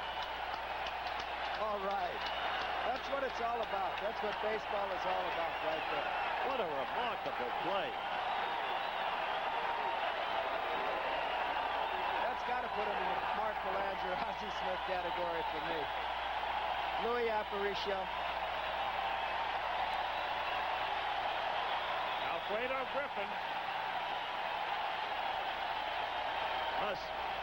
And still another angle. Watch this play. What a pleasure to watch again.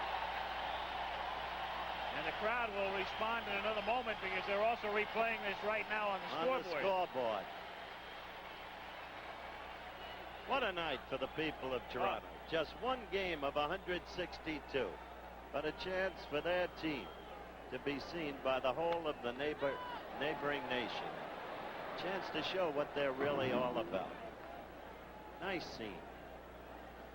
Well, our audience got to see a little baseball tonight so far, even in a one-sided game. Finding out in a hurry about people like Griffin, Garcia, Clancy, Martinez, Mosby. 0-2 the count. Clancy, yep, mentioned him. And of course, you're not seeing people like Dave Steve, who a lot of folks feel is the best pitcher in baseball right now. the All-Star game. Yep. A little bit. I never thought I'd make it to the major leagues when I signed in 1971 out of high school. But things have gone well for a good note, and I'm in no need to panic over the Kansas City Royals because I think we're going to start playing the type of baseball we're capable of. And when we do, we could run away with the Western Division because no one seems to want that division right now. If we can get hot right now, we've got a chance to win a lot of ball games. Well, they're not hot tonight, but he is. Here's Brett's home run again. A drive to deep right field to go with an earlier double. He has driven in both Kansas City runs tonight. He's 2 for 3. His hitting streak is 9 games, but his club is trailing 8-2 as we go to the bottom of the 6th inning. And it's not that the Kansas City club has really looked that bad. It's just that the Toronto club has really looked that good to me. They've just played outstanding baseball tonight. Well, it's very much been for the Blue Jays tonight, their season in microcosm and why they are where they are. You're looking at the pitching. Clancy tonight doing an estimable job. You've got the defense. That speaks for itself. Griffin alone. And plenty of punch through the order offensively. Popped up foul by Garcia. Back out of play. 0-1.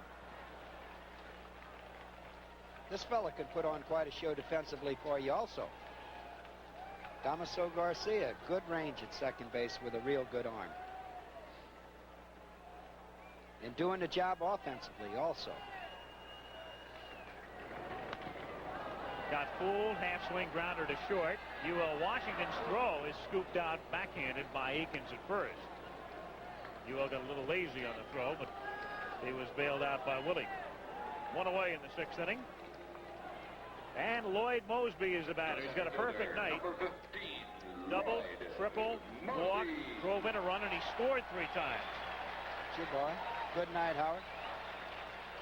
I think he's a terrific young ball player.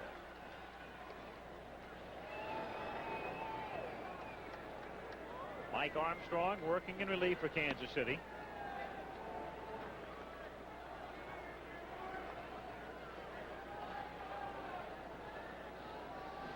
Early in the telecast, Earl, you liken this Toronto team to that Oakland team when it was a developmental process.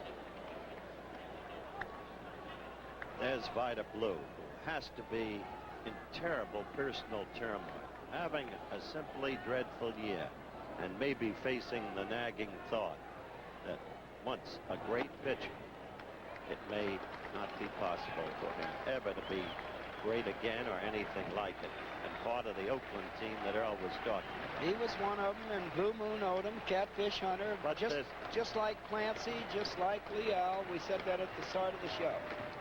But there is another team. That's a strike, 3-1. That they are likening this Blue Jay team to. You know what team that is, Alfalfa. The Miracle Mets, The 69. That's right. They came from, people think, I mentioned at the outset tonight, I'm sure some people thought, well, wait a second, didn't the Mets or didn't the Red Sox come from last place and finish first? That's not true. The Mets were 9th in a 10-team league in 68 and then won the pennant after winning the divisional title in 69. And the Red Sox were also 9th in a 10-team league in 66 prior to what they call the impossible dream in 67. But no team has ever gone from last to first. There's Paul Splittorff pitching well lately. But I was handed by somebody here today an almost eerily prophetic column written back in March of this year. It was a conversation with Ron Taylor.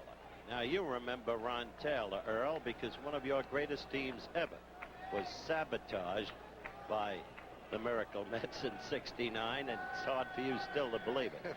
Ron Taylor was a pitcher for that team who had 9 victories in relief and 14 saves. And as he talked in March about how the Blue Jays were going to do this year. There's a fly ball, shallow left center field, and Washington goes all the way out to make the play 2 down. It was eerie, Alfalfa, to read what he said then. He likened Steve to Seaver. Many others have. He likened Clancy to Kuzma. Some others have. He likened he likens Leal to Nolan Ryan. And he took a position. Cliff Johnson is in effect the Don Clendenin that great veteran was for the Mets when he won the Babe Ruth Award. That's right, against you. They had Gentry then too. Oh yes. Oh yeah. Rance Mullenix, the batter. They probably had better relievers. Hey, look at George Order on deck to bat for Cliff. This is the way Cox does it. He's bearing out everything he's told us before the game. 1-0 pitch is up and away. You know, you mentioned Ron Taylor. Do you know what Ron Taylor is doing now? He's some kind of dentist. He is the team physician of the Blue Jays. He still pitches batting practice. Yep. Team physician of the Blue Jays. Former Major League pitcher. Born here in Canada. I don't want to belittle the team that beat us in the World Series in 1969, but this Toronto team is a little bit younger, I think, and I don't know if that's exactly true. But I think they had a mix. They had just what Cox is creating now. But I think this team is going to continue to improve for the next 3, 4, 5 years, where the Mets didn't. Well, there's validity there. They popped up in foul ground and back out of play. They had Cleon Jones, who had a big year, hit about 340. They had Agee. They had Swoboda. Of course, the Mets did come back under Yogi Berra and gave Oakland a tough tussle of it in the World Series of what, 73? Yes. When Jackson creamed Seaver for that big home run. That was the year the Mets won the pennant after they had finished, I believe, 4 games over 500. It's 8-2 Blue Jays with White, Sheridan, and Watson, the bottom of the order, coming up against Clancy. Frank White has flied to center twice. White earlier this year drove in a run in 11 consecutive games. And that set a Kansas City club record. Well, we're in an 8-2 ball game, and it's really not because Kansas City has played that badly. I mentioned that before. We've talked an awful lot about the Toronto Ball Club, but this Kansas City Ball Club's going to be back, and they're going to be in the race the second half. There's no doubt about that. Grounded by the mound. Here goes Griffin again, and he does it again.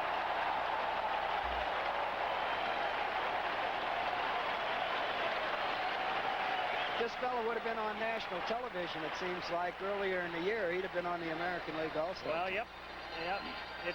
It's one thing to do it on a Tuesday night in April before a crowd of 4,700, and it's another to do it in prime time. What a show he's putting on. It's a human vacuum cleaner. Sheridan is the batter. He goes after the first pitch. It's a fly ball to left field. Barry Bunnell makes the catch. Quickly 2 down. Another angle now, Griffin. We get to see this play one more time. 1, 2, 3, 4, 5, 6, 7 steps, and an off-balance throw, and it had something on it. Frank White is not chopped liver. He's no slow foot. 2 down. John Wathan is the batter. 0 for 2. Mentioned in Kansas City earlier, they are right now a team in a transition period. This was a first. A little aerobics here, or whatever you call it. I don't know what you call it. These people are just marvelous. What a great joy to come to this city, to this ballpark, see this kind of enthusiasm. They're terrific. George Orta bats for Cliff Johnson. You saw him in the on-deck circle awaiting a possible turn. Had the 6th inning been prolonged. And now he's officially in the game. Takes over as the DH. And a very logical move again. Get him in that bat tonight, because tomorrow night he might have to come off of that bench for you and win you a ball game in the 7th or 8th inning. The 1-0 pitch to Orta, a swing and a miss. It's an important point. We've been talking about what Cox has been doing, how he's been utilizing his people. The other thing that he'll accomplish is that as you get down into August now, and the real hot weather in August and early September, his players are going to be that much fresher. And again, the important point that Howard brought up earlier, when you look at that schedule in September, they play nothing but Western Division clubs from Labor Day on. So while the rest of the East is going head-to-head with each other, battling it out night after night, the Jays are playing the other division. And the point you brought out about fatigue is very, very important. There's very few players in the game today that can go 162 and still maintain the stamina that you need going down the wire. Why is that? I really can't explain what was different? I don't know, but the guys, there are people days that can do it. I mean, Cal Ripken and Eddie Murray have done it for me. Pete Rose, definitely. No question about that. Steve Garvey. There's a look at attendance now. This year, they're up almost 250,000. That's the largest increase in the big leagues. They've done an amazing job in this city. For those of you who did see the pregame show, the former president of the ball club, Peter Bavasi, son of the legendary Buzzy Bavasi of the Angels, did the most enterprising merchandising job, I think, ever done in the history of this sport. Blue Jay was in every icebox, as Peter put it. That's what he said. I took him to my class at Yale to lecture as a guest lecturer, and he told the class exactly how he had marketed this remarkable team and remarkable city. Florida fouls it back. Spotlessly clean city. Well, I have to be, when you're in this business, Howard, as you all know, we get all around the world. This is the first time I have ever been in Toronto. Are you kidding? No, first time ever, and I agree totally. Beautiful city, and we're not just saying it because we're here and we want people to say, they pass down all the accolades. Very honestly, it's a gorgeous downtown, beautiful setting on the lakefront. And, of course, the enthusiasm exhibited by the fans tonight, it's made for a very memorable visit. And we've got beautiful weather. Sometimes early May, it's not so nice here at the ballpark. Grounded to the left side. And Washington throws out Orta. 1 gone. First game ever here was played in snow flurries. Yep, against the White Sox in '77. 32 degrees the temperature that day. That's what we showed in the pregame show. However, if Toronto should get in the World Series and they go into mid-October, I don't think the weather here at that time of year is much different from New York. Well, I can tell you right now that there is a committee that was appointed involving the 2 league presidents and Mr. Bob Howsam, who has reassumed the chief operating role with the Cincinnati Reds, was appointed a long time ago in anticipation of Canadian cities being in the World Series by the commissioner, Huey Kuhn, and they'll shortly be forthcoming a report on what to do in the event of inclement weather if the Canadian teams are involved in the World Series. But what can you do about the weather? You can move to a different site. Oh, I see. I'd like to see that tried. Brett picks it up and throws him out. 2 down. Dave Collins coming up, coming over from the Yankees. His club right in the thick of things in the American League East. Howard talked with him earlier. Now, what everybody wants to know is, can the Blue Jays sustain? Are they for real? Your view? We're for real. We got a good ball club. We got excellent pitching. Anytime you run starting pitchers out there like we do, you know we're going to be in the ball game every day. We got a hungry ball club. We play excellent defense. We're pesky. We got speed. We're right up there on top of the league in home runs, and the Toronto Blue Jays aren't going to surrender this thing. Is there anything that he said that hasn't happened tonight? No. That's right. Very prophetic. Nope. That's the happiest I've seen him since I got him flown to New York with 6 other Yankees to appear in the Night of 100 Stars doing New York, New York with Liza Minnelli. He was the only one of the 7 who could dance.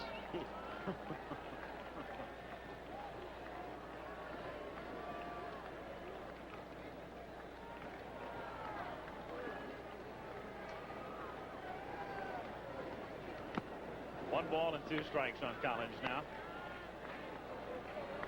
Blue Jays on top. 8-2, 2 out, bases empty. Bottom of the 7th inning.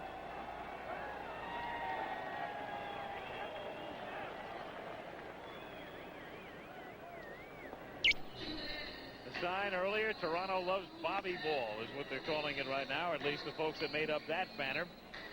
What an exhibition in all facets of the game by the Blue Jays tonight. Let's get back to that comparison between Bobby Cox and the late Gil Hodges as managers. Do you know that the Mets platooned even more, Gil did, in '69 than Bobby does? At second base, they platooned Kenny Boswell. You'll remember, and Al Weiss, whom you'll especially remember with that confounding home run against your team in '69. They platooned at third. They had Ed Charles, and they had Wayne Garrett. Ed Charles was a tough out. He was a tough out. Willie Wilson leading off by lining it to right field, right at Jesse Barfield, who makes the catch for the out. So Clancy has now retired 7 straight, and he has set down 12 of the last 13. They platooned Eddie Kranepool at first, you'll remember, with Don Clendenin. So there was that similar. Each man a low-key, kind of laid-back man, but absolutely staunch, rigid in their determination to exercise their wills, not give in to the players, have them play the way they want them to play. Well, that's true. There's no doubt about it. And I think Cox kind of mentioned that in that interview that we saw earlier tonight.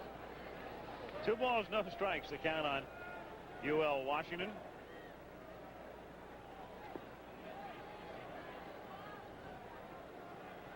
Remember, he went that 1 year without the toothpick, had an off season. Put it back in the following year, said it was the toughest decision he's ever had to make.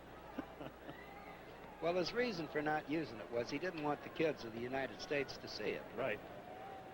And it was a good thought on his part. But if it disturbed his concentration for not having it, and it did cause the bad year, I don't blame him for going back. Keith Creel, who's really struggled, as you can see, 4 losses and an ERA of better than 7, loosening up in the pen. And Washington gets on. So UL is aboard, and we'll bring up George Brett. A reminder, next week, Monday Night Baseball. Check your local listings. You'll see either the Yankees at Texas, Baltimore against California. Earl and I will be in Arlington. Howard will be back in the Hamptons, accepting registrants for the Dockswin show, I'm sure. Oh, you're not going to let that drop, no. are you? No, sir. I love that picture. It's about time you got to understand the world of animals. The world of animals? A swing and a miss.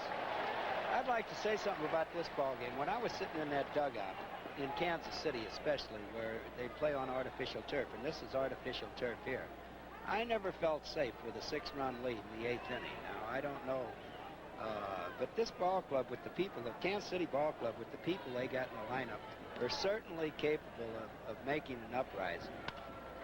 Brett gets Goodwood again, lines it to center, but Mosby makes the running catch, and his throw into first.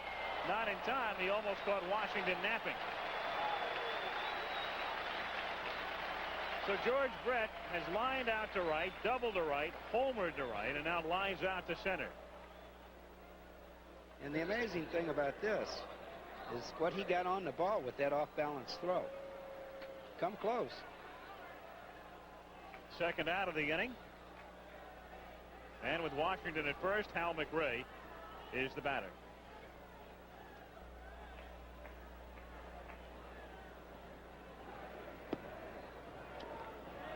One and 0. Final score, Houston beating Philadelphia 8-2. Phillies now dropping out of first place. Carlton gets beat again. He's 9-11. Cards idle move into first. And again, if you weren't with us earlier and haven't heard, Pat Corrales was fired today by Bill Giles as the Philadelphia manager, and at least temporarily replaced by the general manager, Paul Owens, who has prior managing experience with the Phillies. Carlton, by the way, had 5 strikeouts tonight. He was taken out in the 4th inning, and he's We welcome viewers who've been watching the Toronto-Kansas City game from Exhibition Stadium in Toronto. Here in Cleveland, 5-2 White Sox, but the Indians are alive here in the bottom half of the 8th inning. The batter is Mike Hargrove with Julio Franco, the sensational rookie shortstop, over at third base. Ron Hasse, who has already hit a 2-run home run tonight, over at first base, and nobody out in the Cleveland 8th inning. Juan Augusto, the 3rd pitcher of the night for the White Sox. I'm Don Chevrier along with Steve Stowe, as we see what the Indians can do with this rally here in the 8th inning at Cleveland Stadium. Julio Franco led off the inning with a walk. Ron Hasse, his 2nd base hit of the night, singled to left center field to put the runners at 1st and 3rd. A 2-strike count to Hargrove. Outside, 1 ball and 2 strikes now. Lamar Hoyt, the starter, and the man who stands to win this game if Augusto can put out this Cleveland uprising. There was Tony La Russa, his team losing 3 of 4 to the Blue Jays at Comiskey Park on the weekend. Mike Ferrero in his first season with the Indians, indeed having a rough initial campaign in the big leagues as a manager. His team 15 games out of first place entering play tonight. The 1-2 offering just missed inside. The count even now. The keen veteran eye of Hargrove runs the count to 2-2. Lamar Hoyt pitched a fine game for 7 innings. Manager Tony La Russa decided that on this warm, humid night in Cleveland he had had enough. He went to his bullpen to Dick Tidrow, who faced only 2 hitters before Juan Augusto has come on. Hargrove steps up. White Sox got a run in the 1st inning, and then they up their lead to 3 in a 2-run home run by Carlton Fisk in the 3rd inning. They added 2 more runs in the 4th for a 5-0 lead. Then Ron Hasse with a 2-run home run for the Indians in the bottom half of the 5th. Brings us to where we are now in the 8th inning with nobody out. A 5-2 Chicago lead and a 2-2 count. Mike Hargrove into shallow center field. Rudy Law right there to take it in. Tag made, and Franco will score the 3rd Cleveland run. It's a 5-3 ball game with 1 out. RBI number 37 for Hargrove.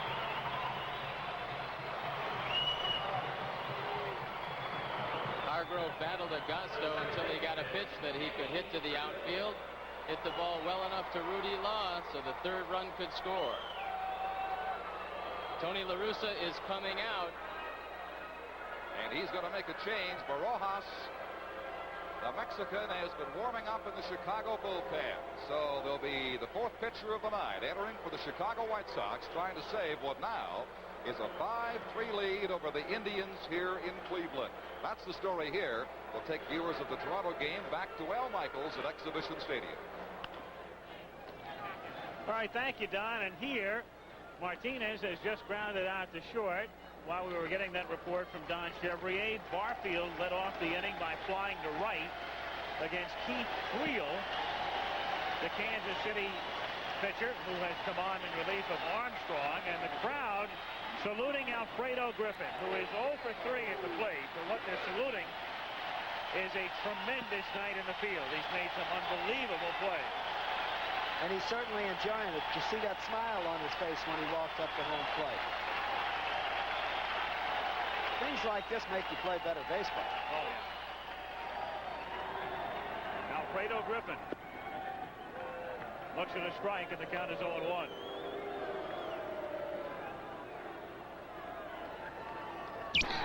Al Michaels, Howard Cosell, Earl Weaver in Toronto. 8-2, the Blue Jays on top, doing all their damage early. 5 runs in the 4th inning. And Willie Aikens will be leading things off as we go to the 9th inning. A reminder, Saturday on ABC, Wide World of Sports, Jeff Chandler, the unbeaten bantamweight champion, moves up super bantamweight class against Oscar Muniz.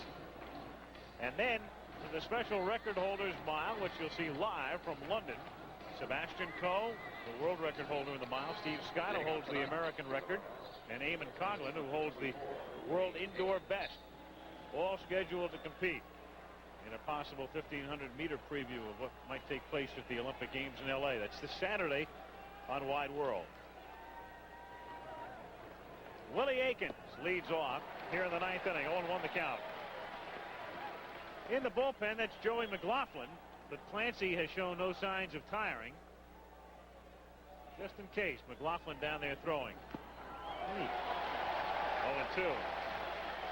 He looks like he wants a complete game now. Clancy pitched well last week against Kansas City. He lost.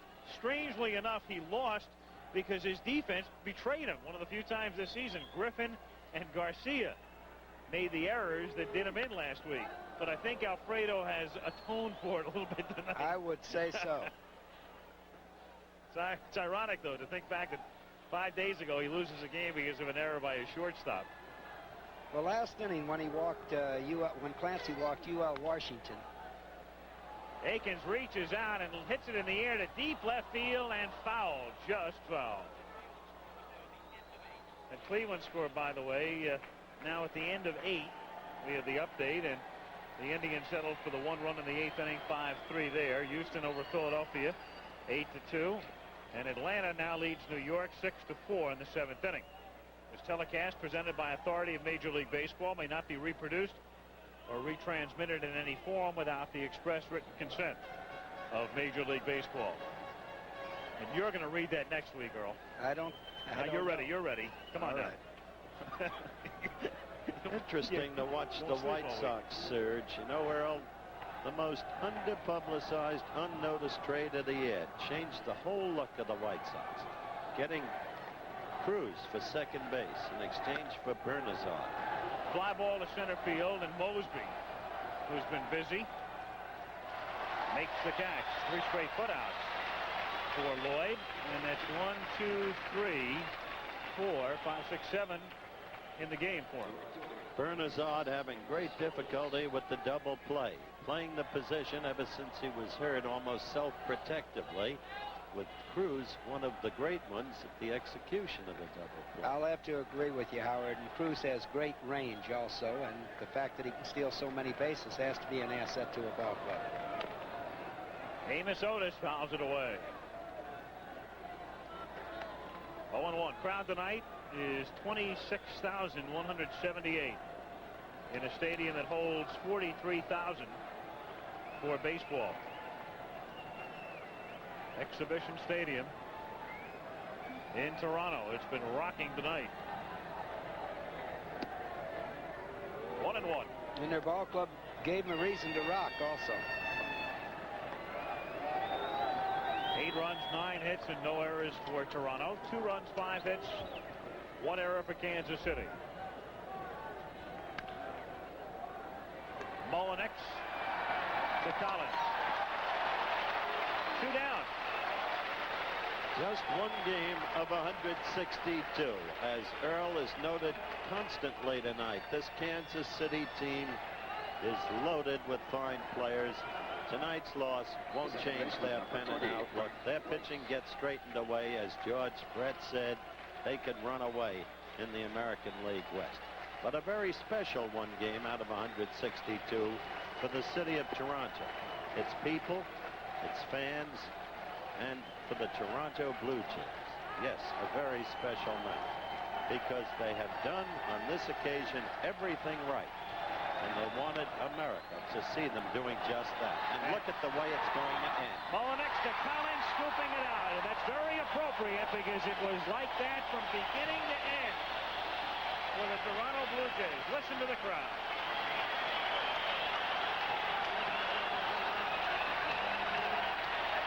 Reminder to be with us next Monday night on ABC, 8 o'clock Eastern, 7 Central, for the game to be shown in your area. Either the New York Yankees against the Texas Rangers, or the Baltimore Orioles taking on the California Angels. The executive producer of ABC Sports is Roone Arledge. Coverage of tonight's game was produced by Dennis Lewin, directed by Chet Forty. Pre-game.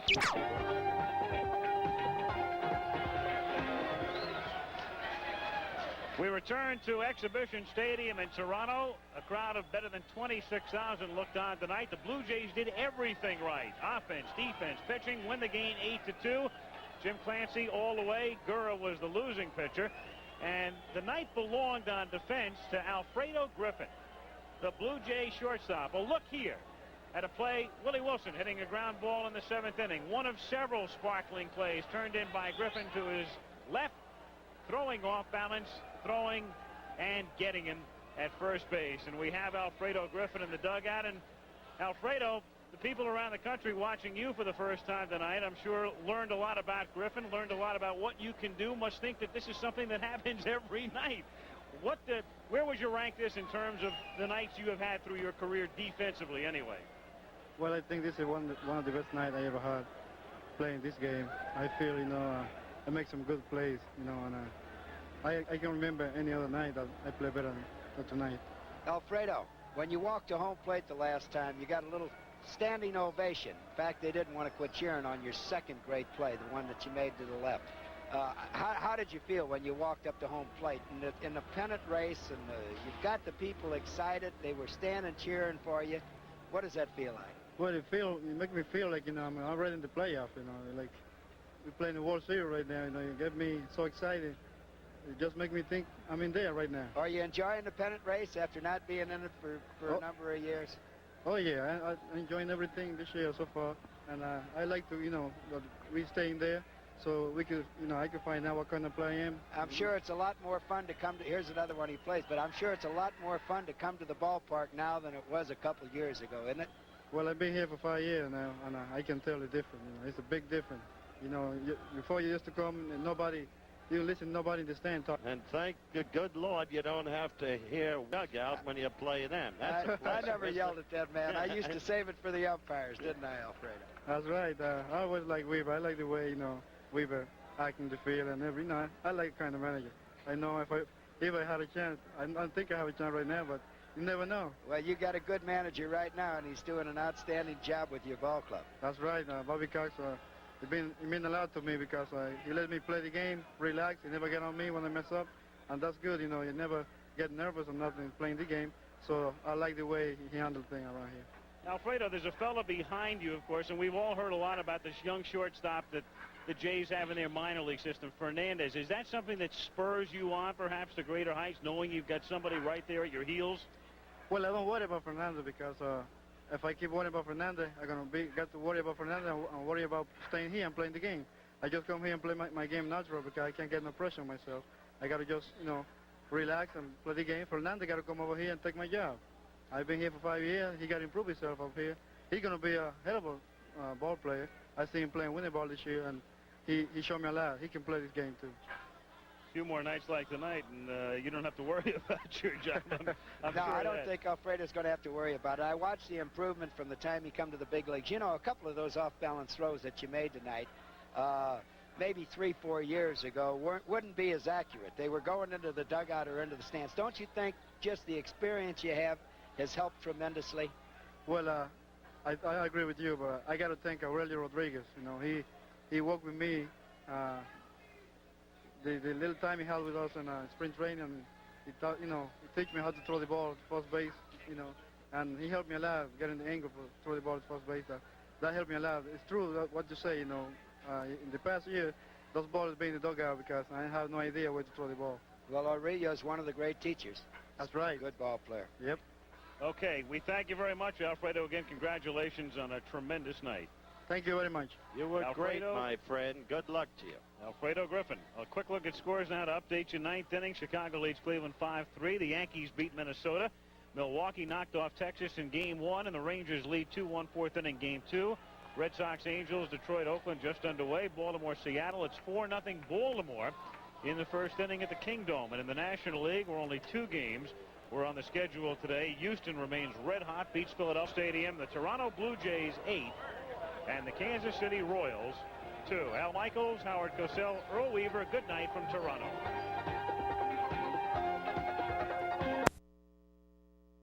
Leon, yes. Izod center. 30-25 Rockets. We are early second quarter. And Houston 0 for 8 from the field in this second quarter.